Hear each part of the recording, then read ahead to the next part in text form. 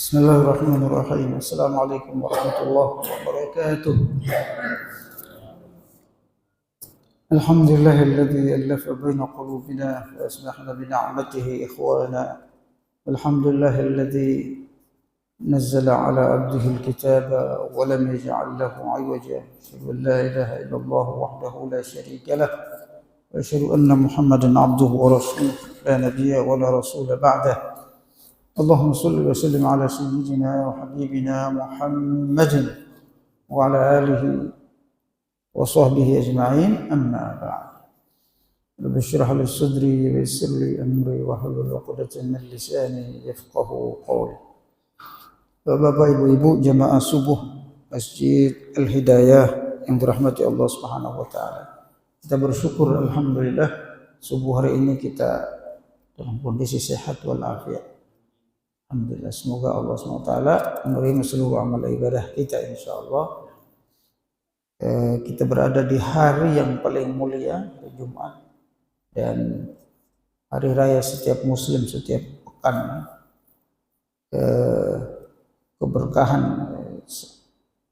diberikan oleh Allah SWT dalam hari Jumat ini luar biasa, dan kita alhamdulillah subuh sholat berjamaah, lalu kemudian kajian menuntut ilmu, ini luar biasa pahalanya insyaallah. Semoga ini jadi saksi di hadapan Allah Subhanahu wa taala.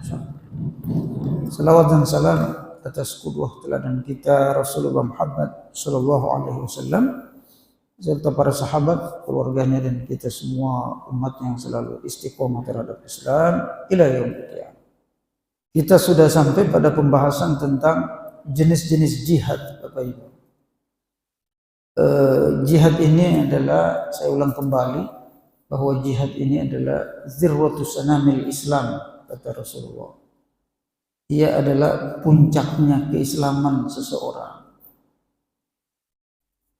Islam kita itu tidak akan mencapai puncaknya sebelum kita meyakini bahwa jihad itu jalan hidup kita. Sebelum kita melaksanakan jihad itu. Dan jihad itu banyak macamnya, bukan jihad hanya melawan musuh di medan perang, tapi banyak ya. Kita sudah bahas kemarin. Sudah kita bahas jenis-jenis jihad ya. Antaranya jihadun nafs, jihadus syaitan ya. Terakhir kemarin kita sudah menjelaskan dengan jihad arbabul ma'asi wal hawa wal ahwa, jihad melawan maksiat dan hawa nafsu.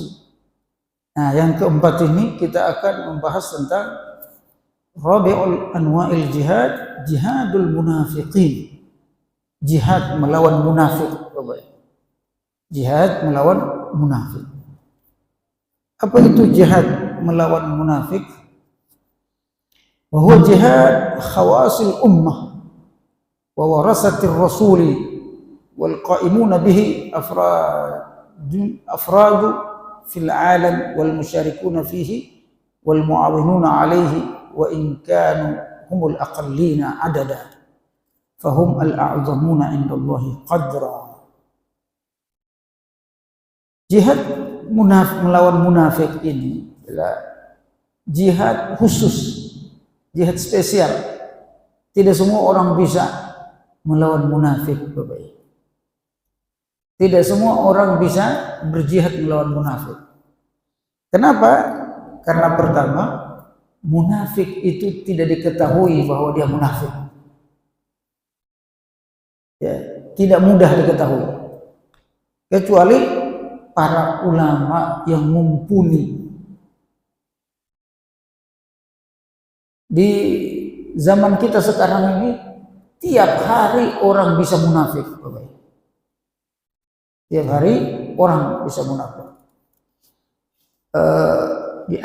Ciri munafik itu disebutkan oleh Al-Quran kurang lebih 70. Masya Allah.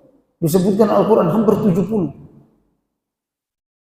Di surah Al-Baqarah saja itu disebutkan hampir 10 sifat munafik. Belum dalam surat An-Nisa dan sebagainya. Kenapa Allah sebut ciri munafik itu banyak banget? Ciri orang kafir sedikit saja. Sudah ketahuan. Karena memang munafik itu, Bapak sekalian, dia bisa berubah-ubah. Tidak mudah diidentifikasi. Maka Allah memberikan identifikasi yang banyak terhadap munafik. Untuk apa? Agar kita mudah mengetahuinya, cepat mengetahuinya. Nah, tapi orang kalau tidak memahami Quran susah juga. Makanya disebut di sini jihad khawasil ummah. Jihad ini hanya dilakukan oleh umat-umat pilihan. Umat Islam pilihan. Contoh Bapak Ibu, di antara munafik itu adalah yufsiduna fil ard dalam surah Al-Baqarah. Iza tawalla sa'a fil ardi liyufsida fiha wa yuhlikal kharsa wan nasla. Apabila dia berpaling, maka dia melakukan kerusakan di muka bumi. Berusaha merusak bumi, merusak fasilitas umum. Coba, ini sudah ada ayatnya Pak. Berusaha dia, kalau dia kecewa, berpaling gitu, nggak suka, dia melakukan kerusakan. Itulah tanda-tanda munafik. Kemarin demo yang luar biasa itu Pak. Siapa yang melakukan? Munafik.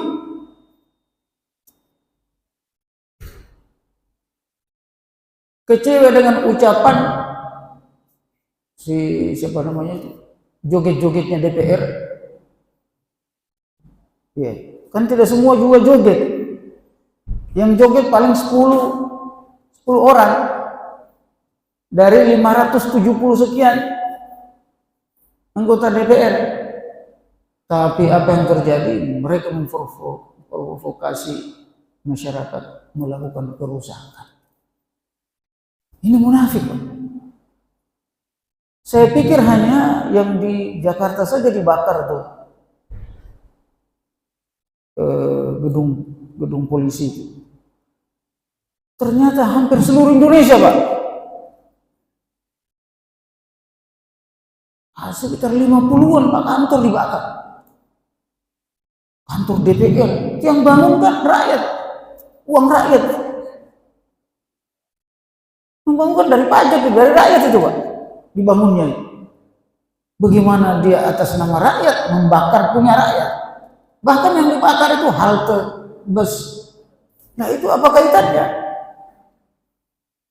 Padahal itu fasilitas umum dibakar juga.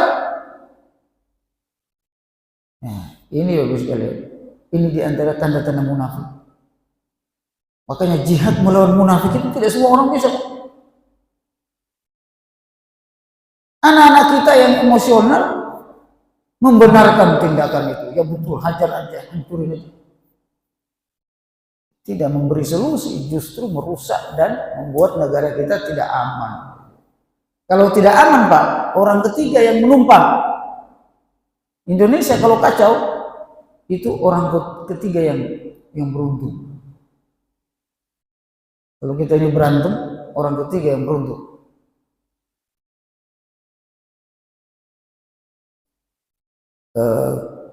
Makanya kami melihat itu dari tokoh ulama dan tokoh ormas Islam. Kami minta bertemu segera dengan Prabowo. Saya dalam seminggu itu ketemu Prabowo 2 kali, di Hambalang dan di Istana. Kita ketemu. Apa isi pertemuannya? Kita nasihatin Pak Prabowo, hati-hati Pak Prabowo. Jangan biarkan menteri-menterinya itu mengucapkan kata-kata yang menyakiti hati rakyat. Itu menjadi alasan orang-orang munafik untuk menghancurkan negara ini. Saya sampaikan begitu. menterinya diawasi omongannya. Itu dimanfaatkan, Pak. Itu menghancurkan negara ini. Kalau negara ini rusak, ya Islam yang rusak. Umat Islam itu 86% negara ini. Banyak yang miskin juga orang Islam. Yang kedua, di istana itu sudah ada Mbak Puan itu, ketua DPR. Tolong anggota DPR-nya itu diajari adab. Ada ketua-ketua parpolnya, pimpinan parpolnya. Anggotanya diajari adab. Masa menari-menari, ngomong tidak jelas. Akhirnya dipecat loh. Kita kasih nasihat. Ulama ngasih nasihat. Itu kami dengan Prabowo satu meja begini. Saking beliau ingin mendengar dari ulama, ada apa coba? Ulama ingin ketemu saya ini. Tadinya dia mau ngobrol aja tentang ini apa namanya, korupsi dan sebagainya. Iya, tapi ada. Kemudian kita jelaskan bahwa sekarang itu Anda menghadapi ini. Ada orang model yang memanfaatkan. Langsung dia dengar. Kalau nggak begitu akan berlangsung terus kemarin demo itu. Nah, Bapak sekalian, jihad melawan munafik ini berat. Tidak semua orang bisa. Kalau orang awam itu yang dia ikuti sikap rame-ramenya aja. Oh ini rame nih, betul nih, hajar. Negara habis, Pak. Memang kalau hancur semua ini fasilitas umum, memang kita bisa ngapain? Jadi kaya. Padahal masalahnya cuma joget-joget. Yang jogetnya itu ya. Jadi dimanfaatkan. Ternyata ada yang memanfaatkan, Pak. Intelijen ngasih masuk bahwa yang memanfaatkan itu adalah ex-PKI dan koruptor yang sakit hati. Ex-PKI dan koruptor yang sakit hati. Ini dari Prabowo langsung, dari intelijen. Ex-PKI ini munafik, Pak. Muslim mereka, tapi munafik. Suka merusak, membunuh orang seenaknya. Coba apa salahnya PNS yang kerja di gedung DPR di Makassar itu? Mati terbakar, Pak, 4 orang atau 5 orang. Apa salahnya mereka? Masa demo membunuh orang? Jadi ditunggangi oleh orang-orang munafik. Bahasa kita sekarang para kelompok ex-PKI. Nah ini jihad lawan munafik ini sekalian tidak ringan seperti yang kita lihat, ya. Karena kalau salah orang kita bisa perang saudara. Wa in kanu humul aqallina ajada fahum al-a'zamuna indallahi qadra. Oleh karena itu, walaupun jumlah ulama yang berjihad melawan munafik ini sedikit, tapi mereka paling mulia. Karena jihadnya itu tidak semua orang bisa. Ya. Nah makanya dari dulu kita itu disuruh taat selain Allah pada Rasul itu suruh taat 2, Pak. Taat pada ulama, taat pada umara, aman hidup. Itu Allah sudah pastikan. Supaya orang beriman, taatlah kepada Allah dan Rasulnya, dan ulil amri sini 2, ulama dan umara. Kalau ulama tidak suruh bergerak, jangan gerak. Kalau ulama suruh diam. Jangan ini teriakan-teriakan di Facebook, teriakan di medsos, kita ikutin, habis di negara, bahaya. Ya, provokatornya luar biasa.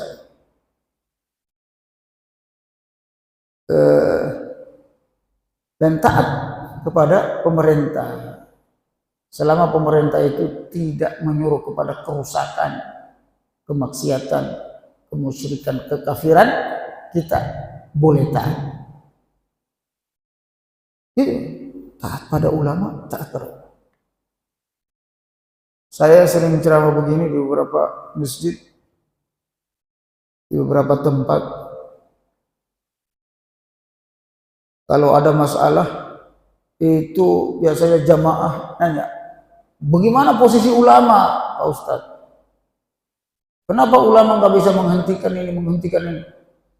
Jadi, ulama itu juga, kalau di Indonesia ini, beda dengan ulama zaman dulu, Pak. Kalau zaman dulu itu ulama sekalian umara. Jadi dia punya power, punya kekuasaan untuk melawan kerusakan, melawan penjahat, melawan munafikin. Kalau zaman kita dipisah marah ulama itu. Nah, kita ulama sekarang tugasnya hanya bisa menasihati, memberi masukan. Nah, yang mengambil keputusan, mempraktekkan, melaksanakan itu umar. Ada MUI misalnya, saya kebetulan sudah 15 tahun di Majelis Ulama Indonesia. Di MUI, Pak, kita tuh salah sedikit gimana ini MUI? MUI juga bukan pemerintah itu kalau di Indonesia itu. MUI, keputusan MUI itu tidak mengikat karena dia bukan orang pemerintah, bukan bagian dari eksekutif, yudikatif dan seterusnya. Justru keputusan yang mau mengikat itu menteri, presiden, itu ya, hakim, gubernur. Tapi kalau ulama itu nggak mengikat, Pak. Undang-undangnya itu nggak ada yang mengatur begitu. Makanya kita ini moral saja, himbauan moral, himbauan agama. Kenapa posisi ulama tidak sekuat di zaman dulu? Nah, jadi melawan munafik ini, Bapak Ibu sekalian, luar biasa. Walaqad ra'ayna an-nabiy sallallahu alaihi wasallam yasbiru ala adha al-munafiqina wa yujahiduhum bilisanihi wa yaqta'u syubhatihim biquwwati hujjatihi wa 'azamati bayanihi tanfidhan li amrillah ya ayyuhan nabiyyu jahidil kuffara wal munafiqina waghluz 'alaihim wa ma'wahum jahannam wa bi'sal masir. Nabi sallallahu alaihi wasallam dalam berjihad melawan munafikin ini sangat sabar. Ya, di Madinah Nabi itu diperdaya, ditipu oleh munafik. Jadi di antara jihad Nabi itu melawan munafik, Pak. Di Madinah Nabi ingin memperbaiki masyarakat Madinah. Ada pimpinan munafik. Jadi munafik pertama itu terjadi di Madinah, Pak. Munculnya munafik pertama itu terjadi di Madinah. Di Mekah belum. Pimpinan munafik namanya Abdullah bin Ubay bin Salul. Itu melakukan makar. Jadi makar itu munafik. Makanya kemarin Prabowo sudah mengeluarkan statement ini makar. Jadi menghancurkan negara, termasuk makar. Undang-undang makar itu bisa ditembak mati, Pak. Makar.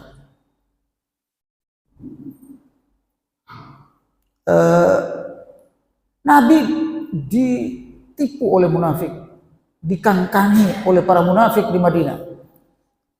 Nabi suruh orang, ayo kita berjihad melawan musuh. Itu di perang Uhud, Pak.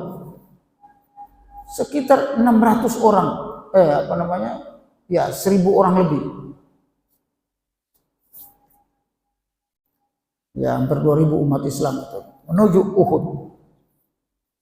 Tiba-tiba di tengah jalan, Bapak Ibu sekalian,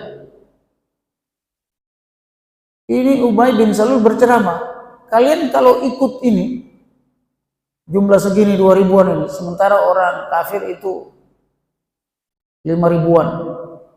Ini nyetor nyawa doang. Logikanya begitu, Pak. Ini nyetor nyawa doang kita. Ini udah di pertengahan jalan, Pak. Udah diputuskan kita perang. Udah disepakati sama sahabat oleh Nabi dan Nabi SAW. Di tengah jalan dia ceramah. Ubay bin Salul. Kalian dengan jumlah segini, ini nyari mati. Jumlah orang kafir 5.000 lebih, hampir 6.000. Kalau kalian diam di Madinah, tinggal di Madinah, nggak keluar dari kota Madinah, ini aman. Ini justru kita nyetor nyawa keluar dari Madinah ke medan Uhud. Terpengaruh, Pak. Hampir 500 orang terpengaruh. Coba. Jumlah tadi yang sudah sedikit, tambah sedikit. Gara-gara munafik. Diprovokasi umat Islam. Jadi yang memprovokasi dari dulu itu munafik, Pak. Orang, kelompok yang selalu memprovokasi umat itu dari dulu, dari zaman Nabi itu munafik. Sampai hari kiamat. Lempar, hajar, munafik.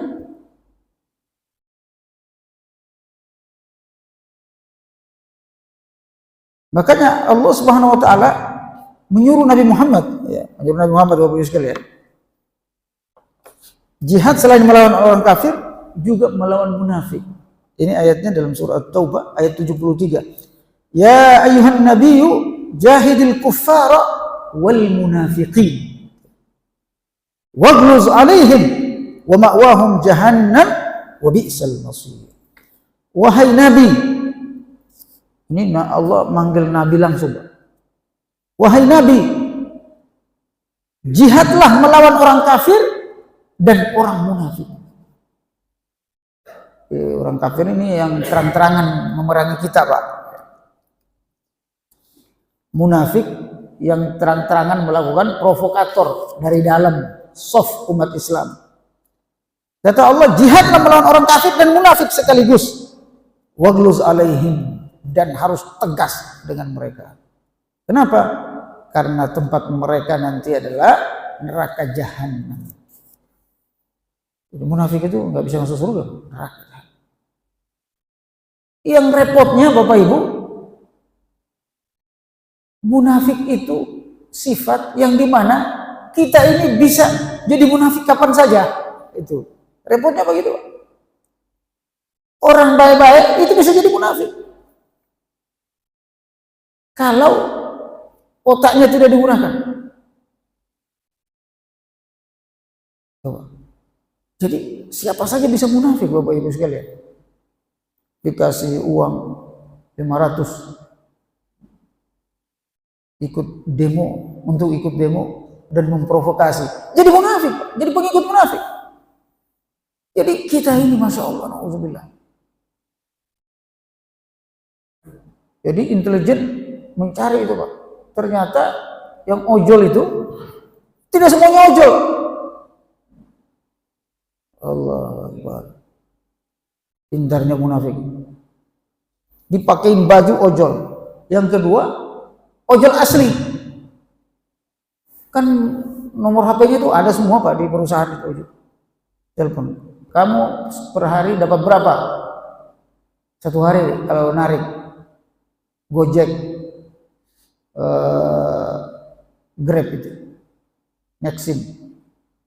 Kata mereka, dia naikin Pak, 500. Padahal itu 300, 200 per hari. Paling 200 per hari. Mereka naikin 300. Jadi tawar-tawaran juga. Hanya dibayar. Oke, saya bayar satu hari ini 500, tapi kamu tidak kerja. Khusus untuk demo satu hari. Jadi ada transaksinya. Dia ikut Pak, gara-gara 500 tadi. Ikut diprovokasi, ikut melempar dan seterusnya. Hancurlah fasilitas umum, fasilitas umat, fasilitas rakyat. Jadi orang Pak sekalian bisa munafik kapan saja. Yang penting dia butuh uang, bisa munafik. Ya, jadi Saya pernah sampaikan di sini, makanya Umar bin Khattab radhiyallahu anhu dia nanya kepada Hudzaifah al-Yamani. Hudzaifah Yamani ini adalah sahabat yang dirahasiakan nama, dia pegang catatan munafik, catatan orang munafik. Karena orang munafik itu tidak semua orang bisa memegang catatan. Sama Nabi dilarang. Kenapa? Misalnya kita yang megang. Misalnya pada dia pegang catatan munafik. Ingin hajar aja, Pak. Main hukum sendiri, main hakim sendiri.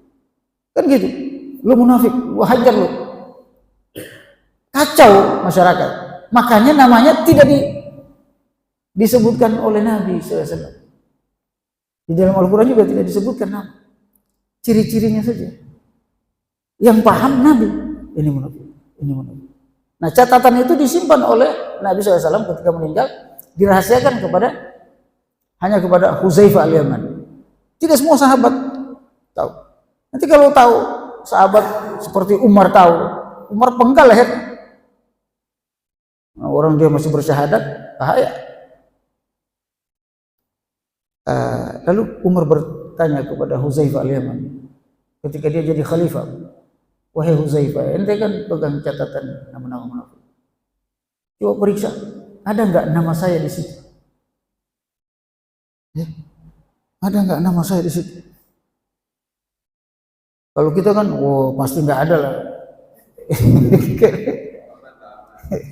Pede banget.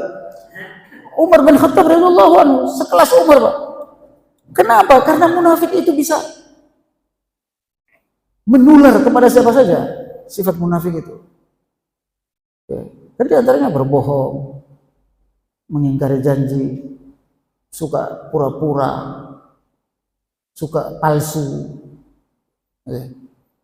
lain di omongan, lain di munafik, Bapak Ibu sekalian. Ijazah palsu, repot tuh. La ilaha illallah. Berbahaya sekali. Kita untuk naik pangkat banyak yang kita palsukan kadang.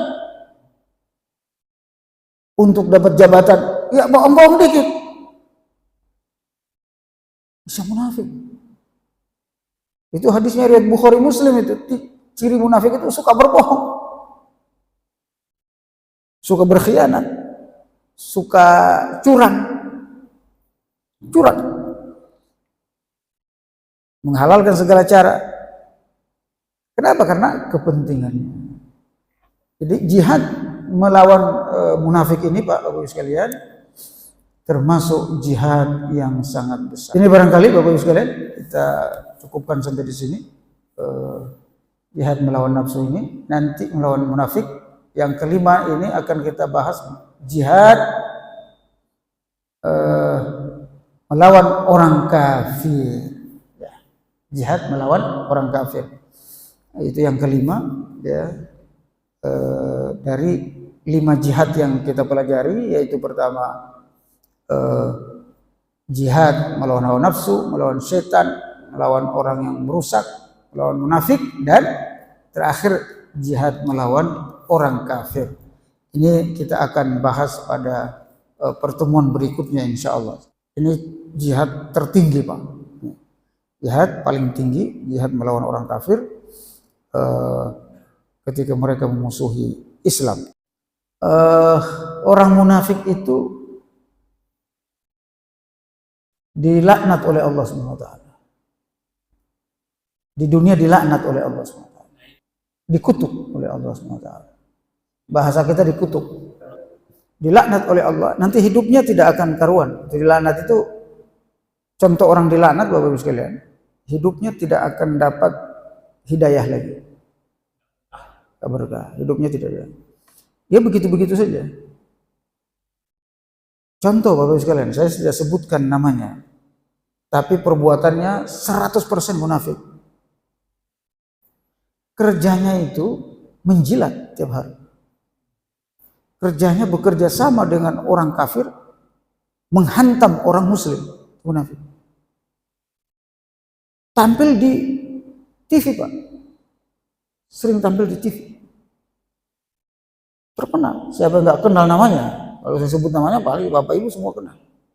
Tapi apa yang terjadi? Dipermalukan oleh orang, ditelanjangi sama orang, diinjak-injak sama massa. Terus tampil lagi, Pak. Jadi begitu aja hidupnya. Gak berkah, hina dan seterusnya. Orang lihat wajahnya udah enek. Itu munafik. Ya. Ada yang sadar kembali. Tadinya buzzer luar biasa, jadi sadar. Jadi hidupnya begitu, walaupun banyak duit, tapi nggak aman hidup. Dilihat orang, disorakin sama orang. Jadi tampil di depan umum itu orang nggak mau lihat, jilat. Kerjanya menjilat ya. Menjilat pemerintah, menyalahkan orang lain. Sampai menyalah-nyalahkan orang lain. Jadi sekalian, di dunia saja hina. Di akhirat, apa kata Allah? Innal munafiqina fid darkil asfali minan nar. Munafik itu nerakanya, Pak, lebih bawah dari orang kafir. Dikerak neraka jahanam. Jadi neraka itu nanti yang bagian paling bawah munafik, baru kafir, Pak, di atas, baru musyrik, baru kemudian fasik, paling bawah itu munafik. Ada ayat surat An-Nisa, innal munafiqina fid darkil asfali minan nar. Munafik itu berada di kerak api neraka jahanam, paling dasar neraka jahanam. Karena kalau orang kafir, Pak, ketahuan, Pak, oh ini orang kafir. Kalau munafik kita nggak ketahuan. Oh yo, kita demi rakyat serang, padahal dia punya misi. Jadi jihad melawan munafik ini memang berat. Tadi makanya disebutkan tidak semua orang bisa, Pak. Ya. Karena harus jeli. Wallahu a'lam bishawab. Kita tutup dengan doa kafaratul majlis. Subhanakallahumma bihamdika asyhadu an la ilaha illa anta astaghfiruka wa atubu ilaik. Wassalamualaikum warahmatullahi wabarakatuh.